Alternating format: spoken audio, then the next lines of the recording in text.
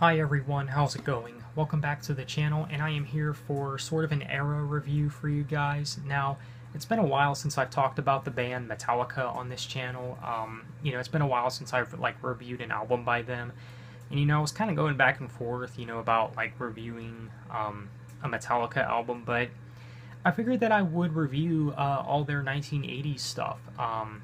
Their first four albums plus the EP that they came out with during this time as well. So, yeah, Metallica, definitely a great band, possibly my favorite thrash metal band. If not them, then Megadeth. But yeah, I became a Metallica fan around 2016, which I know is really late. It is, because I think a lot of people, when they get into Metallica, they usually claim them as one of their first heavy metal bands that they've gotten into, but during my early days of being into metal, I was never into the classic style of heavy metal. I was mainly into metalcore and stuff. So yeah, Metallica is a band that does do a lot for me now. They were my first classic heavy metal band, so yeah. I'm definitely looking forward to talking about their records with you guys. So yeah, and I'll of course be ranking them individually too, from 1 to 10. Giving them each a score. So yeah, first up we got Metallica's debut album that came out in 1983, Kill 'Em All.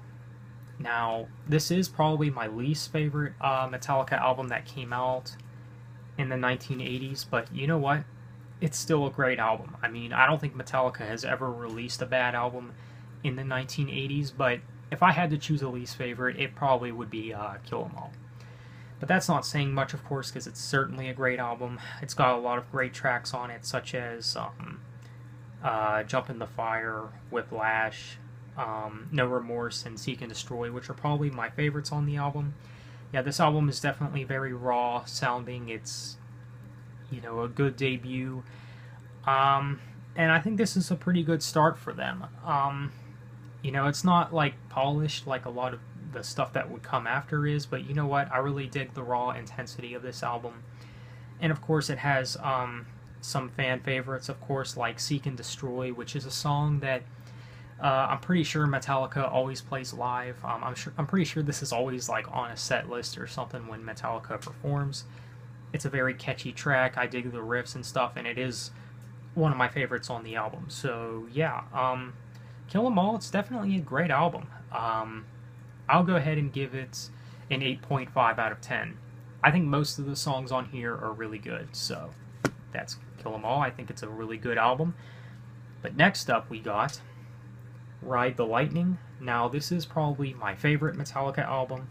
Either this album or Master of Puppets is my favorite, but at the end of the day, I do think Ride the Lightning is my favorite. It just has more songs that I go back to in general. Now, this album was actually my second Metallica album that I've ever heard. I'll get into the first later on, of course, but yeah.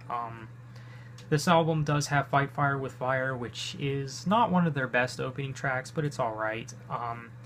I really love the title track. I remember when I first listened to this album, the title track was really one that I was drawn to a lot. I just love the, intensity of the riffs and just the flow of the song all around. It's a song that I just enjoy listening to. For Whom the Bell Tolls is, of course, a fan favorite. Every Metallica fan should know this song, of course. And definitely one of the best tracks on the album. And Fade to Black, another fantastic track. This is the first ballad-like song that they've ever done, and it's definitely a great song. Now, next up we got tracks like Trapped Under Ice and Escape. These are two tracks that I think are pretty underrated in my opinion. I do prefer Trapped Under Ice over Escape though. Trapped Under Ice just, I think, has some really cool guitar work and stuff, and yeah, it's a fast-paced song, and if you're into fast-paced Metallica songs, you're going to really like this song, so yeah.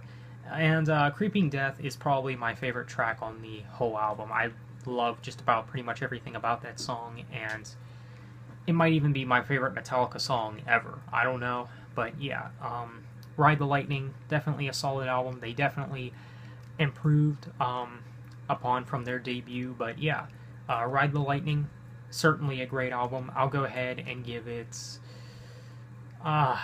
You know what? That's tough. I'll go ahead and give it a 9.5 out of 10. It's very close to a 10 out of 10.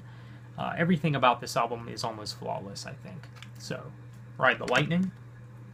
Next up, we got Master of Puppets. Now, this is my first Metallica album that I've ever heard in full, and either this album or, like I said, Ride the Lightning is my favorite, but Ride the Lightning is probably my favorite Metallica album, but Master of Puppets is definitely not far behind it. It's, once again, another great album and a classic, too.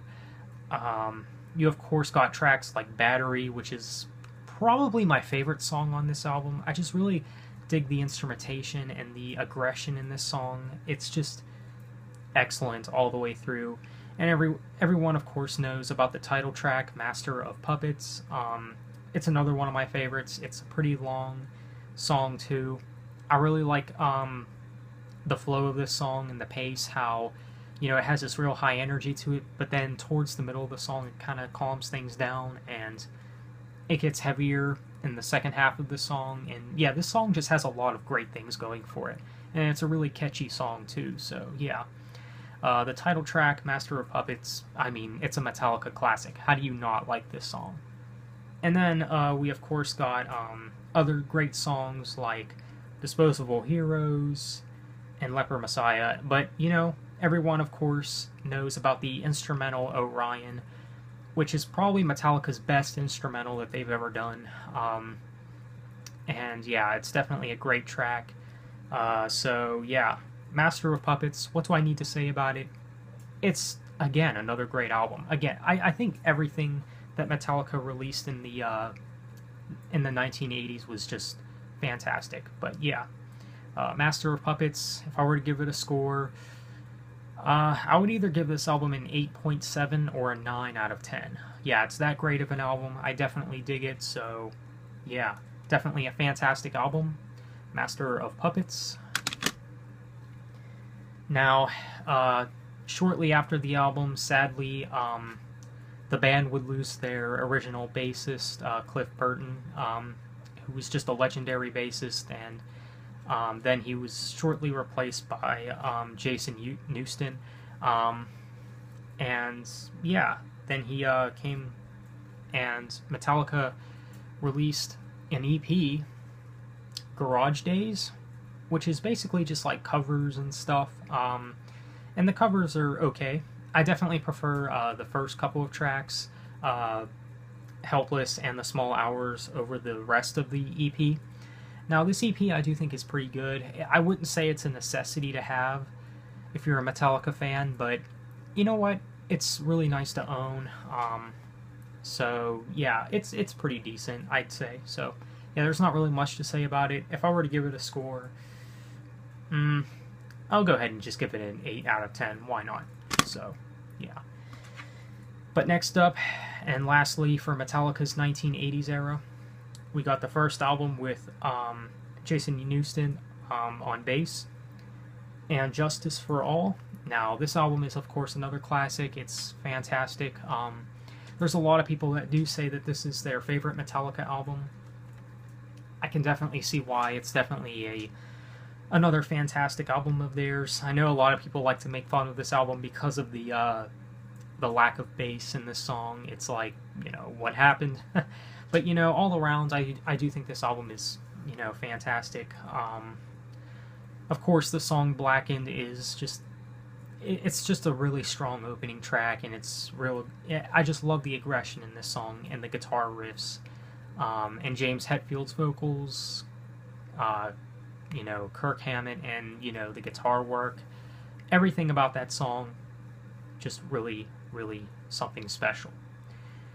And, of course, the title track, which I think is actually a really great song. I just really like the instrumentation and everything. And everyone, of course, knows about the song One. It's a fan-favorite Metallica song. Harvester of Sorrow, which is probably one of my favorites on the album, if not my favorite song on the album. this was just a song I was always drawn to whenever I first listened to this album, and I think a lot of people can agree with that. It's a fan favorite off this album. And yeah, this album is definitely solid. It's got a lot of great stuff on it, but yeah, And Justice for All, once again, I'd either give it an 8.7 or a 9 out of 10. It's another one of Metallica's best albums, so yeah. And Justice for All, definitely a great album. And that concludes the 1980s era of Metallica. So yeah, overall, I think, the 1980s is where Metallica's best material was. I mean, not only do I think, it's the best decade of heavy metal, but it was obviously the best time for Metallica. And they were part of the reason why the 1980s was so great for heavy metal. So, yeah. All four albums are definitely very great. So, yeah, let me know what you guys think of Metallica's 1980s work. Thanks for watching. Have a nice day, and take care.